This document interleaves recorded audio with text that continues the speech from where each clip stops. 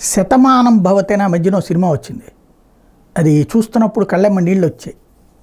ఎందుకంటే ఎక్కడో ఉన్నటువంటి పల్లెల నుంచి పట్టణాలకి విదేశాలకి వెళ్ళిపోయిన వాళ్ళు రోజు వాట్సప్ కాల్స్తో చేసేసి తల్లిదండ్రులతో పలకరిచ్చేస్తే మురిసిపోయేటటువంటి తల్లి ఇంటికి రావట్లేదే అని బాధపడే తండ్రి, చివరికి ఆయన పరిస్థితి బాగాలేదు అంటే పరుగులు పెట్టుకుంటూ వచ్చినటువంటి వాళ్ళ పరిస్థితి ఏంటి అంటే పండగ చేసుకోవడానికి రావడానికి, ఒక పండగకి రావడానికి నానా తిప్పలు పడేటటువంటి పరిస్థితులు.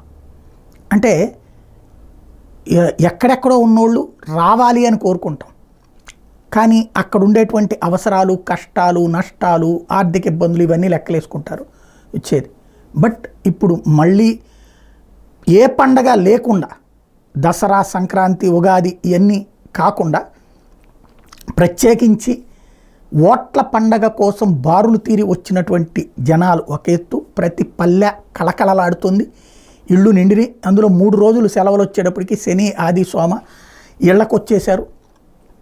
సాఫ్ట్వేర్ల, హార్డ్వేర్ల, కార్పొరేట్ల అందరూ కూడా ఇళ్ళకు వచ్చారు, ప్రశాంతంగా మాట్లాడుకుంటున్నారు. ఇక్కడే గుర్తుపెట్టుకోవాల్సింది ఏంటంటే రాజకీయాలు మాట్లాడుకోవద్దు. ఓట్లు వేసేదేదో పోలింగ్ బూత్లోకి వెళ్ళి మీ మనసులో ఎవరు కనిపిస్తే వాళ్ళకి వేయండి. ఈలోపుగా రాజకీయాలు మాట్లాడుకుని ఒకళ్ళనొకళ్ళు తిట్టుకుంటా బంధుత్వాలు, స్నేహాలు దూరం చేసుకోవద్దు.